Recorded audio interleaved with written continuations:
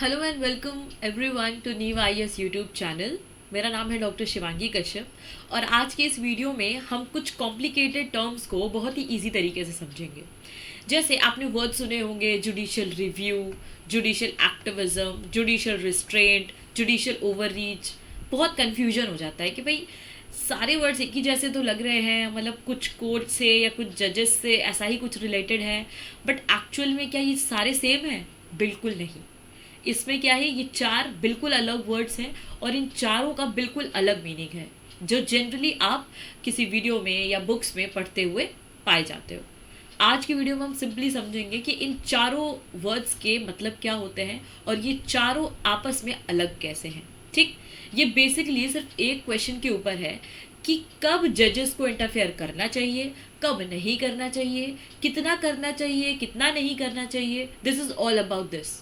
ठीक, for example मानकर चलो कि पार्लियामेंट जो है ना कोई लॉ लेकर आता है। ठीक है, पार्लियामेंट कोई लॉ लेकर आता है। अब इस पर बहुत सारे केसेस हो सकते हैं। पहली चीज़ ये हो सकती है कि वो जो लॉ है वो अनकॉन्स्टिट्यूशनल है। ठीक है, ओके, आपको पता लग गया कि वो लॉ अनकॉन्स्टिट्यूशनल है जो भी पार्लियामेंट ने XYZ पास किया है। अब यहाँ पर तीन केसेस हो सकते हैं। पहला केस ये हो सकता है कि जजेस को इंटरफियर नहीं करना चाहिए। पहला, कोई लोग ये बोल सकते हैं कि पार्लियामेंट ने कुछ पास किया है, सोच समझ के किया होगा, वो है नहीं है, इससे कोर्ट को कोई मतलब नहीं होना चाहिए, पार्लियामेंट जो चाहे वो कर सकती है। पहला ओपिनियन ये हो सकता है। दूसरा ओपिनियन ये हो सकता है कि नहीं, the courts should actively protect citizen, कि अगर पार्लियामेंट ने कुछ गलती करी है, अगर वो अनकॉन्स्टिट्यूशनल है, तो कोर्ट को उसमें जाना चाहिए और सिटीजन्स के लिए एक्टिवली पार्टिसिपेट करना चाहिए। सिटीजन्स के लिए कुछ अच्छे लॉज बनाने चाहिए और ऐसे लॉज जो सिटीजन के खिलाफ काम करते हो उनको क्या करना चाहिए, कैंसिल आउट कर देना चाहिए। दूसरा व्यू ये हो सकता है। तीसरा व्यू ये हो सकता है कि ठीक है, कोर्ट को एक्शन लेना चाहिए लेकिन इतना भी नहीं करना चाहिए, ये तो इंटरफियरिंग हो गया, इंटरफियर नहीं करना चाहिए। ठीक है, ज़्यादा से ज़्यादा एडवाइस दे देनी चाहिए कोर्ट को कि भाई पार्लियामेंट ऐसा ऐसा काम मत करो, लेकिन एकदम ही इंटरफियर नहीं कर देना चाहिए, एकदम ही परेशान नहीं कर देना चाहिए कि मैं जो बोलूँगा अब से वही होगा। ठीक, तीन व्यूज़ हो सकते हैं। दिखने में लग रहा है यार तीनों अपनी अपनी जगह सही हैं, सही बात है, पार्लियामेंट का अपना काम होता है, कोर्ट्स का अपना काम होता है, क्यों एक दूसरे में इंटरफियर करना है ना? हो सकता है। So who is right? यहीं पर ये चार टर्म्स देखने को मिलते हैं। ये चार टर्म्स अगर आप पढ़ लोगे ना तो आपको रियलाइज हो जाएगा कि ओके, कहाँ पर कोर्ट इंटरफेयर करती है, कहाँ पर कोर्ट नहीं इंटरफेयर करती है। ठीक, let's start with the first term, that is judicial review. Judicial review maximum जगह आपको देखने को मिल जाएगा कि that this law can be judicially reviewed, this practice can be judicially reviewed और नॉट। आज समझ लेते हैं जुडिशियल रिव्यू बेसिकली होता क्या है। Basically judicial review is all about checking constitutionality, that's it. एक वर्ड में अगर हम समझे, to check constitutionality, that means सिर्फ ये चेक करना कि जो भी काम हो रहा है, जो भी लॉज बन रहे हैं, जो भी गवर्नमेंट प्रैक्टिस कर रही है, वो संवैधानिक है या नहीं, कॉन्स्टिट्यूशनल है या नहीं। जो चीज़ें हमने कॉन्स्टिट्यूशन में मेंशन करी हैं, क्या सरकार या क्या गवर्नमेंट, क्या पार्लियामेंट उसके खिलाफ तो नहीं काम कर रही है। अगर पाया जाता है कि आपने कोई काम कॉन्स्टिट्यूशन के अगेंस्ट किया हुआ है, तो कोर्ट क्या करेगी, उसको देखेगी, उसको रिव्यू करेगी। नाम से समझ में आ रहा है, रिव्यू, री प्लस व्यू, यानी व्यू करना, देखना, लेकिन दोबारा से देखना, एक बार चेक करना कि एक मिनट रुको, I think you are not doing good, I think you are violating the constitution. उस केस में जो कोर्ट है वो रिव्यू करेगी उस चीज़ को। सिंपल समझो, एक एग्जाम्पल हम लेंगे और उसी से इस पूरी वीडियो को समझने की, इस पूरे चारों टॉपिक को समझने की कोशिश करेंगे। लेट्स से स्कूल है, वहाँ पे प्रिंसिपल ने रूल बनाया कि कोई भी बच्चा स्कूल के अंदर आज से बात नहीं करेगा, दैट्स इट। ठीक है, now who checks whether this rule violates the school constitution और नॉट। ठीक है, अब यहाँ पर है कि प्रिंसिपल ने तो रूल बना दिया कि क्या है, कोई बच्चा बात नहीं करेगा, बट क्या ये फेयर है, क्या ये कॉन्स्टिट्यूशनल है? बिल्कुल नहीं है, राइट। आपको सोचने में लग रहा होगा ये कौन सी बात हुई, बात नहीं करेंगे, हमें तो राइट टू स्पीच है ना, 19 आर्टिकल 19 के अंदर राइट टू फ्री स्पीच है हमारे पास, हम क्यों नहीं बोलेंगे, ये तो गलत है, राइट। तो इसके लिए एक्शन कौन लेगा? इसके लिए हो सकता है स्कूल ने एक डिसिप्लिन कमेटी बनाई हो, है ना, जो कि इन चीज़ों को देखे, स्टूडेंट्स के ग्रीवांसेस को देखे, स्टूडेंट की प्रॉब्लम समझे। उसने स्टूडेंट की प्रॉब्लम समझी कि हाँ भाई ये तो स्टूडेंट के लिए गलत है, ऐसे कैसे नहीं बोलेंगे, उनका तो राइट छीना जा रहा है। तो क्या होता है, डिसिप्लिन कमेटी एक्शन लेती है प्रिंसिपल के खिलाफ, है ना, मैनेजर को में भी लगती है या फिर खुद से एक्शन लेती है, उस केस में प्रिंसिपल को अपना डिसीजन वापस लेना पड़ेगा, चेंज करना पड़ेगा। Simple as that. सेम यही चीज़ देश के साथ भी होती है। देश में लॉज कौन बनाता है? गवर्नमेंट लॉ बनाती है, सिंपल सी बात है। पर अगर वो लॉ गलत है, अनकॉन्स्टिट्यूशनल है, उस केस में क्या करेगा? Courts check if they violate the constitution और नॉट। इस केस में कोर्ट चेक करेगी कि अरे ये कॉन्स्टिट्यूशन का वायलेशन है या नहीं है। अगर है तो कोर्ट एक्शन लेगी, अगर नहीं है ओके, नो वरीज। तो क्या है judicial review? Judicial review is basically the power of the courts to examine whether the laws और एग्जीक्यूटिव एक्शन आर कॉन्स्टिट्यूशनल और नॉट। ठीक है, जुडिशियल रिव्यू क्या है? कोर्ट को दी गई एक पावर है जहां पर कोर्ट ये एग्जामिन करते हैं, ये पता लगाते हैं कि जो लॉज बनाए हैं गवर्नमेंट ने या एग्जीक्यूटिव ने, अगर कोई लॉ लेकर आया है तो वो संवैधानिक है या नहीं, कॉन्स्टिट्यूशनल है या नहीं। That's it. This is where the court is checking legality. ठीक है, वो बस लीगैलिटी चेक कर रही है, सही है, गलत है, कितना सही है, कितना गलत है। यहाँ पर दिमाग नहीं लगाया जा रहा है, यहाँ पे विजडम नहीं हो रही है, यहाँ पे पॉपुलैरिटी नहीं हो रही है कि भाई अच्छा कितने लोगों को सही लग रहा है ये बात, कितने लोगों को गलत लग रहा है ये बात। नहीं, यहाँ पर सिर्फ कॉन्स्टिट्यूशनैलिटी है कि संविधान में ये बात मेंशन है या नहीं है। संविधान के खिलाफ तो आप चीज़ नहीं कर रहे हो ना, दैट्स इट। ठीक, इसके लैंडमार्क केसेस आप समझोगे तो आपको आइडिया लगेगा। केशवानंद भारती केस में जैसे 1973 में जो हुआ था, वेरी वेरी इंपॉर्टेंट केस, इसमें याद करो क्या हुआ था केशवानंद भारती केस में। इसमें ये हुआ था कि पार्लियामेंट के ऊपर ये सवाल आ गया था कि क्या पार्लियामेंट जो भी चाहे कुछ भी अमेंड कर सकती है क्या? फंडामेंटल राइट्स को भी अमेंड करके फंडामेंटल राइट छीन सकती है? लेट्स से पार्लियामेंट कल बोल दे कि राइट टू फ्री स्पीच है ही नहीं किसी को, कोई जो चाहे वो बोल नहीं सकता, हम डिसाइड करेंगे आप कब बोलोगे, कितना बोलोगे। तो क्या लगता है ये तो गलत है ना। गलत इन द सेंस गलत सही नहीं है, यहाँ पर क्या है, ये गलत इन द सेंस ये है कि ये संविधान में मेंशन नहीं है। क्योंकि हमें पता है कि संविधान में आर्टिकल 19 है, 19 में free right to freedom of speech है, और चूंकि आप हमारी फ्रीडम ऑफ स्पीच को ले रहे हो जो कि संविधान के खिलाफ है, इसलिए कोर्ट यहाँ पे इंटरफेयर कर सकती है, सिंपल एज दैट। दूसरा, मिनर्वा मिल्स केस में भी क्या हुआ था, जैसे इमरजेंसी के दौरान क्या हुआ था, इंदिरा गांधी गवर्नमेंट ने कुछ लॉज ले आए थे कि भाई हम जो भी अमेंडमेंट करेंगे वो कोर्ट चैलेंज नहीं कर सकती, और भी सारी चीज़ें। फिर यहाँ पर ये हुआ था कि भाई क्यों नहीं कोर्ट चैलेंज कर सकती, आप कैसे कोई एक ऐसी लॉ ला सकते हैं जो आपके फंडामेंटल राइट को छीन रहा है। फिर वही बात है, वो तो संविधान का पार्ट है। यानी हमने क्या किया, कोर्ट ने क्या किया, संविधानिक देखा, आपने जो काम किया है वो संविधान में है या नहीं है। अगर है वेल एंड गुड, अगर नहीं है तो आपको एक्शन लेना पड़ेगा, आपको वो लॉ वापस लेना पड़ेगा। ठीक, जुडिशियल रिव्यू समझ में आ गया।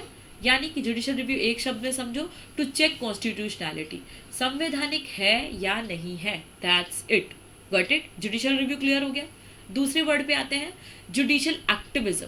ठीक, ये अलग है, ये रिव्यू नहीं है, ये एक्टिविज्म वर्ड है। यहाँ पे एक्टिविज्म को बेसिकली आप समझ सकते हो, court becomes proactive to protect right. ठीक, यहाँ पर कोर्ट खुद से आती है और कहती है कि नहीं नहीं हम लेंगे एक्शन, ऐसा कैसे हो सकता है। ठीक, ऐसा कैसे हो सकता है इन द सेंस, यहाँ पर बात संवैधानिक नॉन संवैधानिक की नहीं है, ऐसा हो सकता है। ऐसे बहुत सारे केसेस होते हैं जहाँ पर लगता तो है कि ये गलत हो रहा है, लेकिन वो जो गलत है ना वो संविधान में मेंशन है या नहीं है, ये एक बात हो सकती है।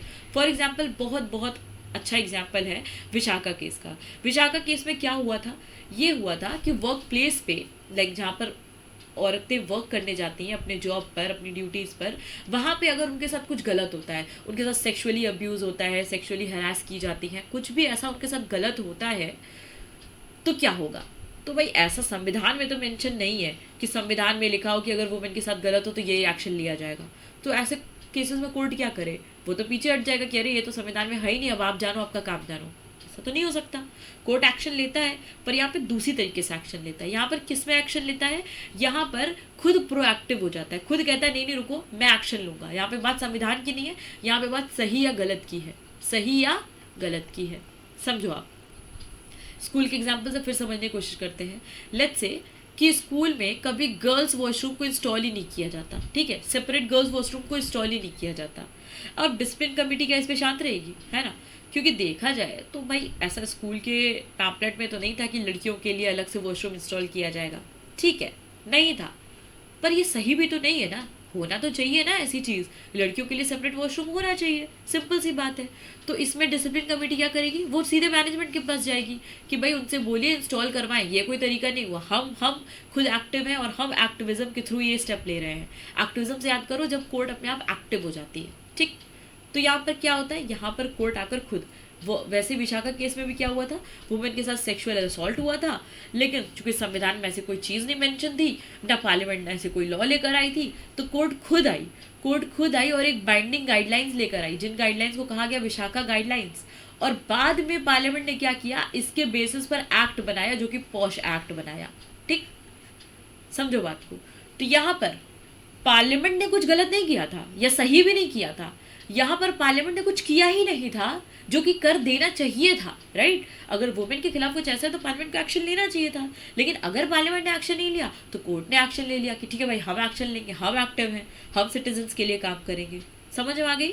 जुडिशियल रिव्यू क्या था, पार्लियामेंट ने कुछ गलत किया, उसको कोर्ट ने रिव्यू किया, दोबारा से देखा। लेकिन जुडिशियल एक्टिविज्म क्या है, यहाँ पे पार्लियामेंट ने अभी कुछ नहीं किया है, लेकिन स्टिल कोर्ट को अगर लगा कि कुछ करने की ज़रूरत है तो वहाँ पे कोर्ट आया और कुछ करा, ठीक है, कुछ बेनिफिट के लिए करा। ये है जुडिशियल एक्टिविज्म। वर्ड एक्टिव से याद करो, एक्टिविज्म, एक्टिव जब कोर्ट अपने आप एक्टिव हो जाता है। ठीक, तीसरा वर्ड आ जाओ, जुडिशियल रिस्ट्रेंट। यानी कि रिस्ट्रेंट, अगेन रिस्ट्रेंट मतलब रोकना, किसी को रुक जाना। नाउ रिस्ट्रेंट कैसे हो सकता है, रिस्ट्रेंट ऐसे होता है कि courts know that they have the power, court को पता है कि हाँ भाई उनके पास पावर है कोई भी चीज़ अगर गलत हो रही है उसमें इंटरफियर करने की, पर कोर्ट चूज करते हैं कि नहीं नहीं हम इंटरफियर नहीं करेंगे, ठीक है, हम नहीं करेंगे। समझो, bye, because this is a policy decision and not every decision is unconstitutional. भाई पॉलिसी है, अगर कोई पॉलिसी बनी है, LIC पॉलिसी बनी है, कोई भी एक ऐसी पेंशन पॉलिसी बनी है, ठीक है, पेंशन पॉलिसी में डिसाइड किया गया है कि हम क्या करेंगे, पेंशन में लेट्स से X अमाउंट नहीं दे पाएंगे, हम Y अमाउंट दे पाएंगे, ठीक है। कुछ ऐसे वृद्धा योजना बनी है, उसमें ये बोला गया है कि हम 60 साल के ऊपर बूढ़े लोग को हम नहीं काउंट करेंगे, हम 65 साल के ऊपर लोगों को काउंट करेंगे कि आप बूढ़े हो और उनके ऊपर ही ये लॉ अप्लाई होगा, ठीक है। यहाँ पर फंड की बात हो सकती है उनके पास इतने फंड ना हो, इसलिए वो 60 वाले एज को ना जोड़ रहे हो, सिर्फ 65 से शुरू कर रहे हो सकता है, बहुत सारे कंस्ट्रेंट हो सकते हैं। तो क्या ऐसे में कोर्ट आएगी और बोलेगी नहीं नहीं इसको 65 नहीं इसको 60 करो? नहीं, क्योंकि ठीक है भाई पॉलिसी लिया गया है, कुछ सोच समझ के लिया होगा, यहाँ पर कुछ भी अनकॉन्स्टिट्यूशनल नहीं है, यहाँ पर गैर संवैधानिक बात नहीं हो रही है, यहाँ पर एक पॉलिसी डिसीजन है। तो कोर्ट जानबूझ के अपने आप को रिस्ट्रेंट करता है, जानबूझ के अपने आप को रोकता है कि ठीक है यहाँ पर हमको क्या है, यहाँ पर हमको अपना पावर लगाने की ज़रूरत नहीं है, यहाँ पर गवर्नमेंट ने डिसीजन लिया है, फेयर इनफ, ठीक, क्योंकि यहाँ पर गैर संवैधानिक कोई चीज़ नहीं हो रही कि हमको आना ही आना पड़ेगा, या किसी के साथ गलत नहीं हो रहा है कि हमें आना ही आना पड़ेगा। Got it. समटाइम्स जजेस इंटेंशनली डोंट इंटरफियर, कई बार ऐसा होता है जब जजेस जानबूझ के इंटरफियर नहीं करते हैं, और इसी को क्या कहते हैं, जुडिशियल रिस्ट्रेंट कहते हैं। द गोल्डन लाइन आप यहाँ से याद रखो, courts know that they have the power but they choose not to use it. यानी कोर्ट्स को पता होती है कि उनके पास पावर्स हैं, बट स्टिल जब वो चूज़ करें कि हमें पावर को एक्सरसाइज नहीं करना है, हमें पीछे हटना है, उसको हम क्या कहते हैं, जुडिशियल रिस्ट्रेंट कहते हैं, रुक जाना, रिस्ट्रेंट करना खुद को। ठीक, आई होप यहाँ तक क्लियर हो गया होगा। चौथे वर्ड और फाइनल वर्ड पर आते हैं, judicial over reach. Judicial over reach क्या होता है? जुडिशियल ओवर रीच ये होता है, आप फिर से स्कूल के एग्जाम्पल से हम लोग समझने की कोशिश करते हैं ताकि चीज़ें समझ में आए, याद आ जाए। पहली चीज़, जब डिसिप्लिन कमेटी, आपको समझ में आ गई डिसिप्लिन कमेटी क्या कर रही थी स्कूल में, वो सारे एक्शंस को देख रही थी, कुछ गलत तो नहीं हो रहा है, कुछ सही तो नहीं हो रहा, उस हिसाब से वो एक्शन ले रही थी, अब तक ठीक था। पर अगर आपको पता लगता है कि स्कूल जो डिसिप्लिन कमेटी है स्कूल की, वो क्या कर रही है, आपसे डिसाइड कर रही है कि स्कूल का यूनिफॉर्म क्या होगा, हम बताएंगे कि आपको ये इस कलर की ड्रेस पहननी है, उस कलर की ड्रेस पहननी है, या आज शर्ट पैंट पहन के आना है, या कल फॉर्मल पहन के आना है, वो ये डिसाइड करने लगे। जब वो ये डिसाइड करने लगे कि कैंटीन का मेन्यू क्या होगा, वो हम डिसाइड करेंगे। हम बताएंगे कि कैंटीन में समोसा बनना चाहिए, कि चाउमीन बननी चाहिए, कि फ्राइड राइस बननी चाहिए, वो हम डिसाइड करेंगे। वो बता रहा है स्पोर्ट्स डे इस तारीख को नहीं, इस तारीख को होगी, ठीक। अगर वो बता रहा है कि हम बताएंगे कौन से टीचर मैथ्स पढ़ाएंगे, कौन से टीचर साइंस पढ़ाएंगे, वो हम बताएंगे। अब इसमें क्या लगेगा, स्टूडेंट्स हंसेंगे भाई और कहेंगे कि अब भाई ये तो गलत है, ये तो आप रूल नहीं चेक कर रहे हो बल्कि खुद ही से रूल बनाए दे रहे हो, खुद ही से अपने स्कूल चला रहे हो आप, ये तो गलत है ना। ये तो आपने क्या किया, अपने पावर को ज़्यादा इस्तेमाल कर दिया, ये तो आपको पावर मिलनी ही नहीं चाहिए थी। आप ये चेक करो ना कोई चीज़ सही है गलत है क्या है, आप ये कैसे बता सकते हो कि हम क्या खाएंगे क्या पहनेंगे, ये तो ओवर हो गया। एग्जैक्टली ये क्या हो गया, ओवर हो गया, यानी ओवर रीच हो गया। आपको रीच थी आप पहुंच सकते थे चीज़ों को कि क्या गलत है क्या सही है, आप उसको देख सकते थे, लेकिन अभी आपने क्या किया, आपने ओवर काम कर दिया, आपने ओवर रीच कर दिया। अभी आपने क्या कर दिया, कुछ ज़्यादा ही एक्शन ले लिया जिस एक्शन की शायद ज़रूरत भी नहीं थी, जिस एक्शन को शायद अब आप डिक्टेटरशिप का नाम दे दो। ये तो तानाशाही है कि आप बताओगे हमें क्या करना है, ठीक। Exactly this is judicial over reach, that is when courts starts interfering in matters that primarily belongs to legislature or executive। बस जब ऐसा कोई कार्य हो जहाँ पर काम या तो लेजिस्लेचर का होगा या तो एग्जीक्यूटिव का होगा, वो उनका काम है ना, उनका काम है पॉलिसी बनाना, है ना, उनका काम है कोई भी चीज़ें करना जो देश के लिए ज़रूरी है। अब आप हर छोटी बड़ी चीज़ में इंटरफेयर कर रहे हो, आप चीज़ें बताने लग रहे हो, ये तो क्या हो गया, ये ओवर रीच हो गया, और ये क्या है, ये गलत है। This is not constitutional category, this is a criticism of how courts use their power, ठीक है। अभी जो हमने 3 वर्ड्स पढ़े थे जो कि थे जुडिशियल रिव्यू की बात थी, एक्टिविज्म की बात थी और रिस्ट्रेंट की बात थी। यहाँ पर क्या था, ये एक पॉजिटिव नोट की बात थी जहाँ पर कोर्ट्स एक अच्छा काम कर रहे थे ना, सिटीजन्स के लिए कुछ बेहतर के लिए वो ये काम कर रहे थे। बट अगर कोर्ट अपनी पावर को ओवर करने लगे, ओवर यूज़ करने लगे, मिस यूज़ करने लगे, तो ये क्या है, कोर्ट को अब आप निगेटिव व्यू में देखने लगते हो कि ये तो गलत है, ये तो नहीं करना चाहिए, राइट। क्लियर हो गया है कि जुडिशियल ओवर रीच क्या होता है। अब एक फाइनल तरीके से एक साथ पढ़ लेते हैं, ठीक, और आप समझने की कोशिश करते हैं कि चारों वर्ड्स क्या हैं, क्यों है। एक सिंपल एग्जाम्पल से हम समझेंगे ताकि चीज़ें क्लियर हो जाएंगी। एक सिंपल एग्जाम्पल, लेट्स से हम क्रिकेट का एग्जाम्पल लेकर चलते हैं, क्योंकि क्रिकेट को मैक्सिमम आप लोग रिलेट कर पाओगे, समझ पाओगे। लेट्स से क्रिकेट मैच हो रहा है। अब क्रिकेट मैच में जब एम्पायर होता है, जब वो चेक करता है कि बैट्समैन आउट है या नहीं है, तो वो क्या होता है, वो होता है ये बात कि रूल बुक के हिसाब से सही है या नहीं है, राइट। अगर रूल बुक में मेंशन है कि अगर आपने बैट से मारा और अगर सीधे गया हवा में और सीधे अगर फील्डर ने कैच कर लिया तो वो है तो वो हो जाता है, आप आउट हो जाते हो, ये रूल में मेंशन है, ठीक है। और अगर लेट्स से किसी ने कैच कर लिया और फिर भी आप आउट नहीं कर रहे हो, तो यहाँ पर क्या हो जाएगा, जुडिशियल रिव्यू हो जाएगा। यहाँ पर एम्पायर कहेगा अरे अरे ये तो गलत है, ये तो रूल बुक के खिलाफ है, इसीलिए हम क्या कर लेंगे, एक्शन लेंगे। तो ये सिंपल है, ये जुडिशियल रिव्यू का पार्ट है। क्यों, क्योंकि यहाँ पे लीगैलिटी देखी गई, यहाँ पे देखा गया कि रूल बुक के हिसाब से यानी संविधान के हिसाब से काम सही हुआ है या गलत हुआ है। सिंपल, ये हो गया जुडिशियल रिव्यू। दूसरा आ जाओ जुडिशियल एक्टिविज्म। इसमें क्या है, लेट्स से एम्पायर नोटिस करता है कि अरे यार पिच की तो डेंजरस कंडीशन है, लेट्स से वहाँ पर पानी से कुछ गीला हो गया है, वहाँ पर लेट्स से उबड़ खाबड़ चीज़ें हो गई हैं जिसकी वजह से बॉल क्या है, फ्लैट जा रही है या कुछ ज़्यादा ही ओवर बाउंस कर रही है, बहुत रीजंस हो सकते हैं। वहाँ पर जहाँ पर एम्पायर ने खुद एक्टिव होकर डिसीजन लिया, उनसे किसी ने कुछ बोला नहीं, लेकिन चूंकि वो एक रिस्पॉन्सिबल पर्सन है क्रिकेट को लेकर के, इसीलिए उन्होंने एक्टिविज्म दिखाया, एक्टिवली उन्होंने पार्ट लिया और बोला कि भाई अभी रुक जाओ, गेम अभी रोक देते हैं, क्योंकि प्लेयर्स की सेफ्टी के लिए। क्यों, क्योंकि पिच गीला है, हो सकता है प्लेयर गिर जाए, चोट लग जाए, हो सकता है बॉल बाउंस करे, अनफेयर तरीके से गेम चले। इस केस में क्या होगा, वो बोलेगा रुक जाओ, हम एक्टिवली पार्ट लेंगे और हम इस प्रॉब्लम का सोल्यूशन देंगे, है ना, सिंपल है। तो यहाँ पर जुडिशियल एक्टिविज्म की बात हो गई। तीसरा ये हो सकता है captain chooses the batting order. Let's say जो भी क्रिकेट टीम का कैप्टन है उसने चूज किया कि भाई पहली बॉल पर धोनी आएंगे, दूसरी बॉल पर पंत आएंगे, तीसरी बॉल पर जो भी आएंगे, उन्होंने अपना ऑर्डर जो है वो डिसाइड किया है कैप्टन ने, फेयर इनफ। अब अगर यहाँ पे एम्पायर जो है वो क्या यहाँ पर बोल सकता है कि नहीं मैं डिसाइड करूँगा, पहले पंत आएंगे फिर बाद में कोहली आएंगे, ऐसा तो नहीं हो सकता। तो यहाँ पर एम्पायर को पता है कि ठीक है वो चाहे तो इंटरफेयर कर सकता है, लेकिन वो नहीं करेगा ना, वो अपने आप को रोकेगा, रेस्ट्रेंट करेगा, क्योंकि इसको पता है कि भाई ये उसका एरिया नहीं है, वो क्यों फालतू बात करेगा यहाँ पर आकर। ये कैप्टन का काम है, कैप्टन को करने दो। हाँ, अगर कैप्टन कुछ और गलत चीज़ें करता है जो कि अनफेयर होगा तो फिर वो आएगा, या तो जुडिशियल रिव्यू के तहत आएगा या तो एक्टिविज्म के तहत आएगा। तो यहाँ पर जुडिशियल रेस्ट्रेंट है, यानी कैप्टन एम्पायर ने खुद को रेस्ट्रेन कर लिया कि नहीं नहीं हम ओवरडू नहीं करेंगे, ठीक। तीसरी चीज़ जुडिशियल ओवररीच कब हो सकता है, जब एम्पायर डिसाइड करने लगे कि कब कौन बैटिंग करेगा, कौन बॉलिंग करेगा, इस टाइम पे क्या टीम की स्ट्रैटेजी रहेगी, आपको डिफेंस मोड में खेलना है या आपको अटैकिंग मोड में खेलना है, ये सब एम्पायर डिसाइड करने लगे। तो ये क्या, ये तो आप कहोगे अरे भाई ये क्या, एम्पायर का काम तो सही गलत देखना था ना, कुछ गलत हो रहा है तो उसको रोकना है ना, कि आप डिसाइड करोगे कि भाई कौन बैटिंग करेगा कौन बॉलिंग करेगा। तो ये क्या है, ओवर रीच हो जाएगी ना, आप ओवर रीच कर जाओगे, आप ओवर काम कर जाओगे जो कि आपको डिसाइडेड भी नहीं था, तो क्या हो गया, ओवर रीच हो गया। समझ में आ गई। रिव्यू का मतलब उसको चेक करना, एक्टिविज्म का मतलब खुद एक्टिव हो जाना और चीज़ों को सॉर्ट करने की कोशिश करना, रेस्ट्रेंट का मतलब खुद को रेस्ट्रेन करना, रोकना और कहना नहीं नहीं हम यहाँ पर इंटरफेयर नहीं करेंगे, ये उनका मामला है।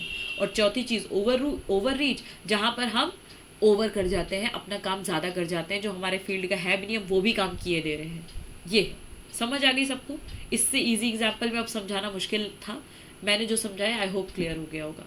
सिंपल, जुडिशियल रिव्यू क्या करता है? लॉ को चेक करता है, उसकी कॉन्स्टिट्यूशनैलिटी चेक करता है। एक्टिविज्म क्या होता है कि जब वो तब काम करता है जब ज़रूरत होती है काम करने की, जब उसको पता लगता है कि नहीं नहीं यहाँ पे काम करने की ज़रूरत है, क्यों? क्योंकि यहाँ पे राइट्स को प्रोटेक्ट करने की ज़रूरत है, तो वो एक्टिव होकर अपना काम करता है। रिस्ट्रेंट क्या होता है कि रिस्पेक्ट करता है दूसरों की, कि नहीं नहीं हम रिस्ट्रेंट करेंगे, हम खुद को रोकेंगे, दूसरों के काम में हम दखलंदाजी नहीं करेंगे, अवॉइड्स इंटरफेरेंस, ठीक। और ओवर रीच क्या होता है कि डोंट रन दी गवर्नमेंट, कि जब वो खुद ही गवर्नमेंट ना चलाने लगे, जो काम गवर्नमेंट को चलाने का है वो है लेजिस्लेचर का, वो है पार्लियामेंट का, आपका नहीं है, तो आप क्या करोगे? जब कोर्ट अपने रोल से बियॉन्ड चला जाता है तो उसको कहते हैं जुडिशियल ओवररीच, जो कि एक निगेटिव बात है। ये तीनों पॉजिटिव बात है, ठीक। आई होप आपको क्लियर हो गया होगा कि रिव्यू और एक्टिविज्म और ये पॉजिटिव बातें हैं और ये एक निगेटिव बात है, इसकी को हमने रेड से कर दिया है ताकि आपको चीज़ें याद रहें। आई होप आपको ये चारों वर्ड्स अच्छे से क्लियर हो गए होंगे। This will be all with our video.